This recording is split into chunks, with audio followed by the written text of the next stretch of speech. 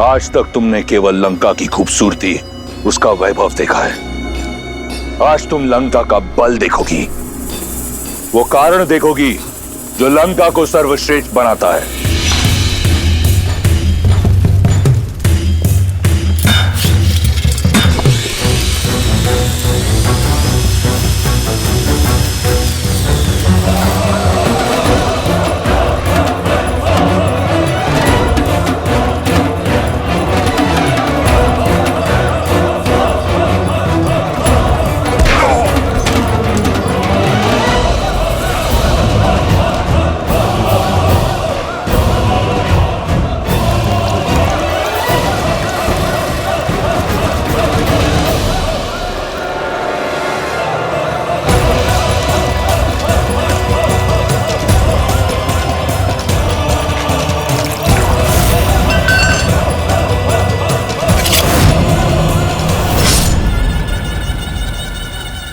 मुख मत मोड़ो सीता, इस दृश्य को अपने मन में, अपने मस्तिष्क में सजा लो।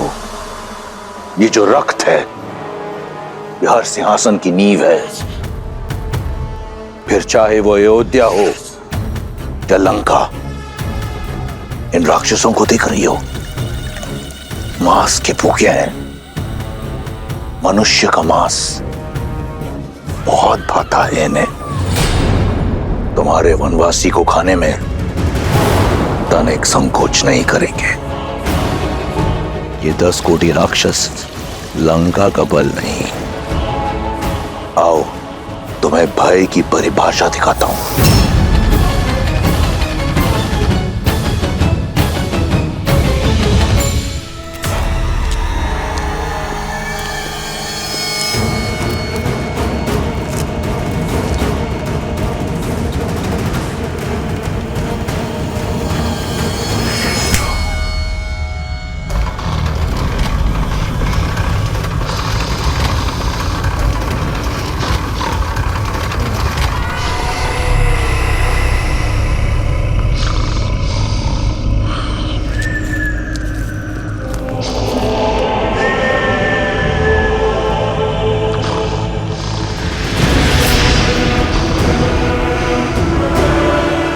ये पग जहां पड़ते हैं, वहां का मानचित्र बदल जाता है।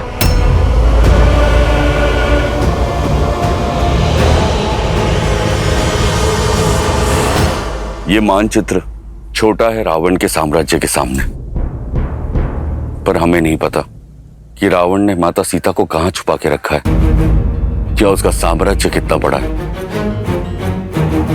इसलिए हमें संसार के कोने कोने में माता सीता को खोजना होगा।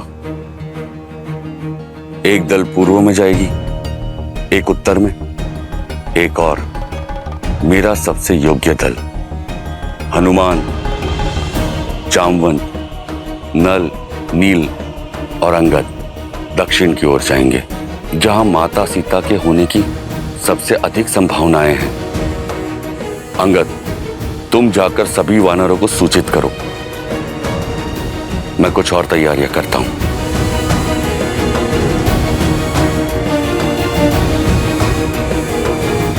सुग्रीव, हनुमान, तनिक रुकी। मित्र, क्या बात है, आप चिंतित लग रहे हैं।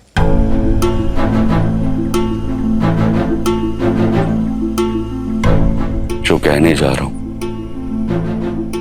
उसके लिए पहले से मैं आपसे क्षमा चाहता हूं, किंतु मेरा विचार है कि माता सीता की खोज में हम वानर जाए और आप लक्ष्मण भैया के साथ यहीं गिरिराज पर्वत पर रुके।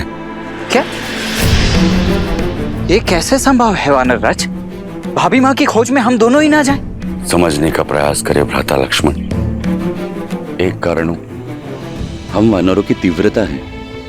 वन में हमारी गति से मेल खाना बहुत कठिन होगा आपके लिए। और दूसरा कारण? भैया, महाराज सुग्रीव ने इस संसार के सभी वानरों को एकत्रित किया है। प्रभु श्री राम के नाम पर जिन वानरों में आपके बल और शक्ति के लिए श्रद्धा है, वो सभी वानर हमारी सहायता के लिए तत्पर हैं और वो बस इसीलिए कि प्रभु श्री राम उनका नेतृत्व कर रहे हैं। वो सभी यहाँ इस गिरिराज पर्वत पर आएंगे।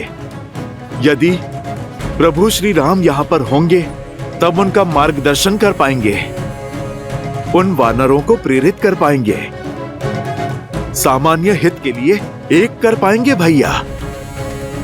जिस राम नाम के लिए इस संसार की समस्त वानर सेना एकत्रित हो रही है, यदि प्रभु श्री राम यहां पर नहीं होंगे तो भैया सेना का मनोबल टूट जाएगा।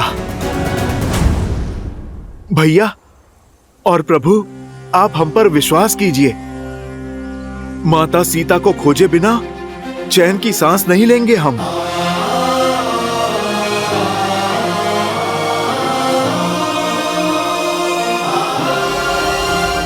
सुग्रीव, हनुमान, मुझे तुम्हारी योग्यता और मंशा पर तनिक भी संदेह नहीं है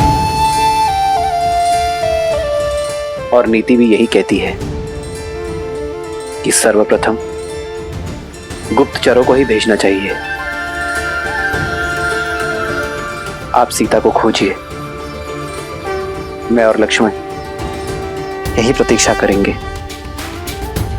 यहां रहकर वानरों का मनोबल बढ़ाना भी एक बड़ा कार्य है मित्र, और यहां राज्य के अन्य कार्यों में भी मैं आपकी सहायता कर सकूंगा।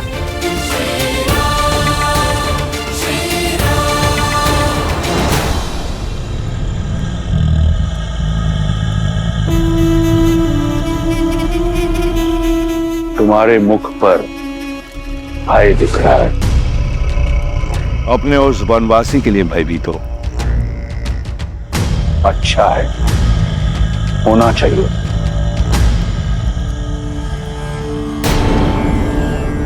एषा केतुः परम संख्ये मुखे वै सर्वा रक्षासम् कुंभकर्णः सदा शेते मूलो ग्राम्य सुखे रतः तम प्रविश्य महादेव राम सर्वतो योजनायतम्। यह मेरा अनुज कुंभकर्ण है। ब्रह्मा का वरदान प्राप्त है इसे। 6 माह तक निद्रा में रहता है और 6 माह तक यह विनाश का सूचक है। लंका और लंकेश की अभय ढाल है ये। और उन 6 माह में मेरा भाई अजय और अमर है। अब ये मत कहना कि तुम्हारा वनवासी ब्रह्मा के वरदान से लड़ सकता है। कुंभकर्ण जैसे ना जाने कितने योद्धा लंका में। मेघनाथ जैसा प्रतापी पुत्र है जिसने स्वयं इंद्र को परास्त किया है, जिसके पास सभी अमूल्य दिव्यास्त्र है, पशुपातास्त्र, सम्मोहनास्त्र और ब्रह्मास्त्र। क्या लगता है तुम्हारा वो वनवासी लड़ पाएगा इनसे? क्या हुआ? मौन हूं। तुम्हारी आशा के सारे दीपक बुझ गए। स्वप्न है तुम्हारा, टूटेगा जब मेरे श्री राम आएंगे। तुम्हें क्या लगा मुझे यहां लाकर भयभीत कर दोगे तुम? तुम्हारा ये छल भी मेरा बल बन गया। मेरा विश्वास और अधिक दृढ़ हो गया कि तुमने मेरा हरण अपने विनाश के लिए किया है, कि श्री राम को ये वनवास तुम्हारे पाप के अंत के निमित्त से मिला है।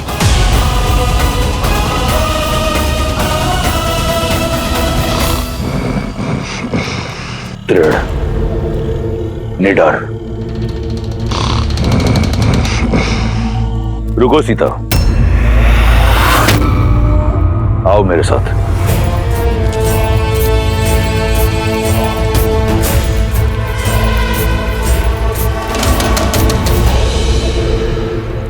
विश्वास है ना तुम्हें राम के आने का? तो ठीक है, दिया समय तुम्हें 1 वर्ष का। ये सूर्य घड़ी देख रही हो, एक दिन में 8 पहर होते हैं। 3 सहस्त्र पहर दिए तुम्हें। इन 3 सहस्त्र पहरों के बाद अपनी इच्छा से तुम अपना निर्णय बदलकर मुझसे प्रेम करोगी, मुझसे विवाह करोगी, अन्यथा यह दायित्व मेरा बल निभाएगा। अब से हर क्षण जब तुम राम को स्मरण करोगी तो रावण का विचार भी तुम्हें अवश्य आएगा। जाओ, कर लो अपने राम की प्रतीक्षा, ले लो मेरे धैर्य की परीक्षा।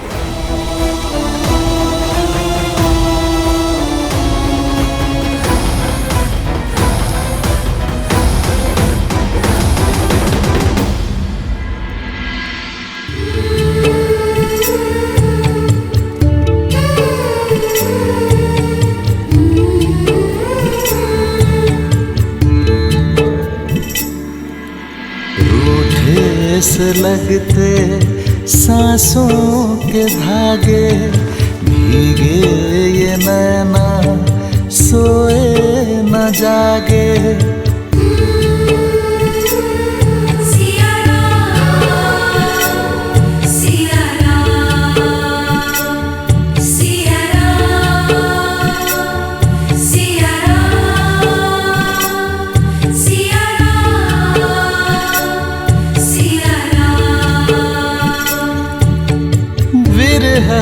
की आग में जले सिया राम, एक है तन और एक है प्राण।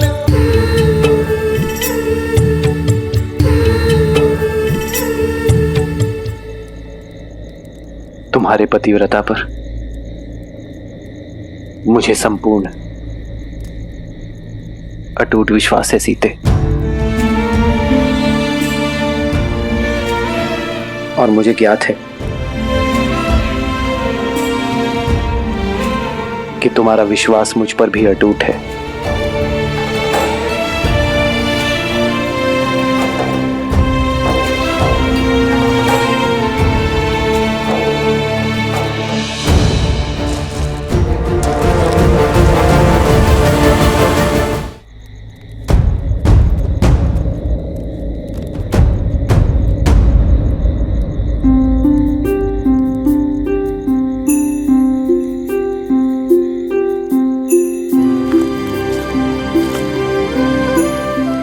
हनुमान,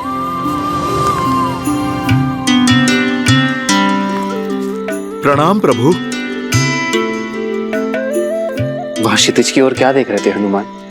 प्रभु, उस ओर पूर्व दिशा है।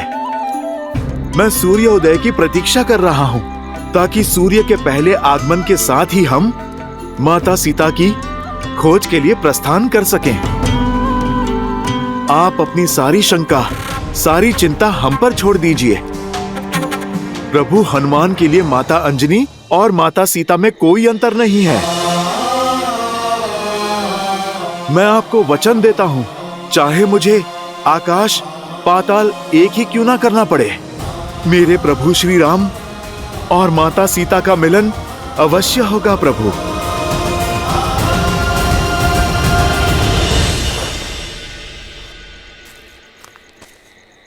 हनुमान के रहते इस राम को कैसी चिंता, कैसी शंका। अब सूर्य की किरण धरती पर पहुंचे या ना पहुंचे, मन में विश्वास की किरण अवश्य आ गई है हनुमान। मुझे विश्वास है कि तुम मेरी सीता को ढूंढ लोगे।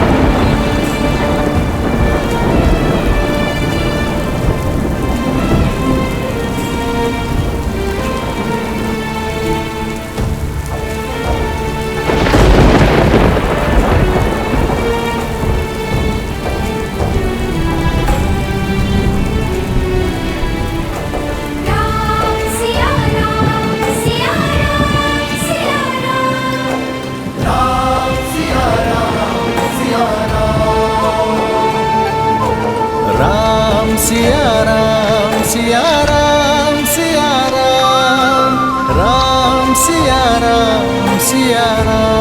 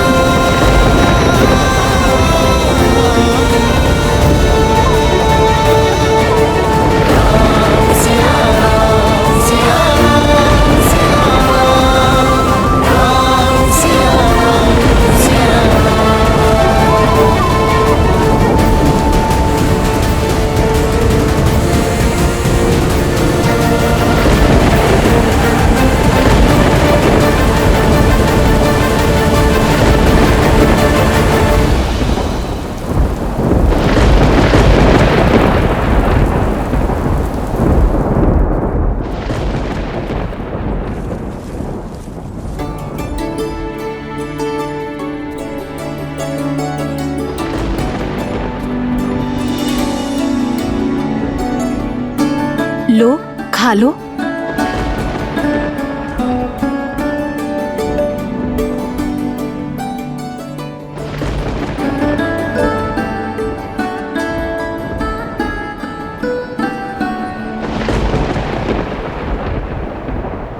श्री राम।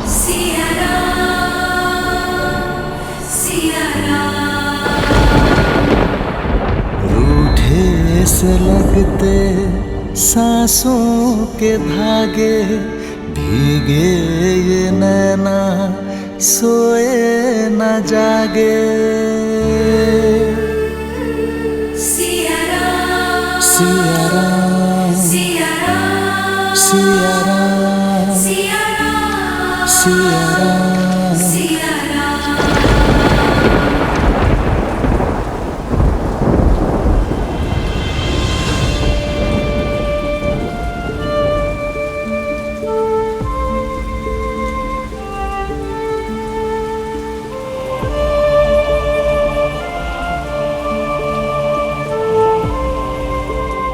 जो संसार को सुख समृद्धि प्रदान करते हैं, लक्ष्मी नारायण के वही अवतार पीड़ा में है महादेव। श्री राम और देवी सीता के जीवन से ये विरह के मास कब जाएंगे? मिलन का वसंत कब आएगा? अंकुर से पुष्प निकलने में भी कुछ समय तो जाता है देवी। फिर ये तो मिलन का वसंत है, समय तो लगेगा, धैर्य रखना होगा। किंतु ऐसे विकट समय पे कोई धैर्य कैसे रख सकता है महादेव? जैसे मेरे प्रभु श्री राम ने रखा। धैर्यम सर्वत्र साधनम। धैर्य से सब संभव है, सफलता भी। मेरे प्रभु श्री राम के जीवन का प्रत्येक पड़ाव, प्रत्येक कार्य केवल धर्म और मर्यादा की स्थापना के लिए है, और ये सब धैर्य के बिना संभव नहीं। वृक्ष को काटने के लिए कुल्हाड़ी को सैकड़ों चोट सहनी पड़ती है, परंतु रुकती नहीं। उसी प्रकार जो मनुष्य विषम परिस्थितियों को देखकर अपने घुटने टेक दे, जो बाधाओं को सामने देख अपने धैर्य को त्याग दे, सफलता उसे कभी प्राप्त नहीं होती। एक सच्चे नायक में सबसे बड़ी शक्ति होती है उसकी आशा, उसका धैर्य। और फिर ये तो परीक्षा ही धैर्य और विश्वास की है, जहां एक और श्री राम ने विषम से विषम परिस्थितियों का सामना करने पर भी अपने धैर्य को नहीं त्यागा, वहीं दूसरी ओर श्री राम के प्रति देवी सीता का विश्वास दिन प्रतिदिन अटल होता जा रहा है। और जब धैर्य और विश्वास की ऐसी युति सामने आ जाए तो स्वयं नियति को भी अपना पथ बदलने के लिए विवश हो जाना पड़ता है। फिर ये चतुर्मास क्या है देवी?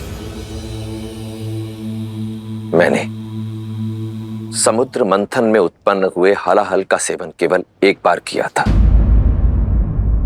परंतु मेरे प्रभु श्री राम इस विरह रूपी हलाहल का सेवन हर क्षण, हर दिन, हर समय कर रहे हैं। अब तो प्रेम रूपी इस मंथन से उपजे विरह रूपी हलाहल को पीने के पश्चात ही मिलन का अमृत प्राप्त होगा मेरे श्री राम को। चतुर्मास के मेघ छटने के बाद देवी सीता को खोजने का मार्ग प्रशस्त हो जाएगा ना? जो सरल हो वो मेरे प्रभु श्री राम की यात्रा नहीं हो सकती।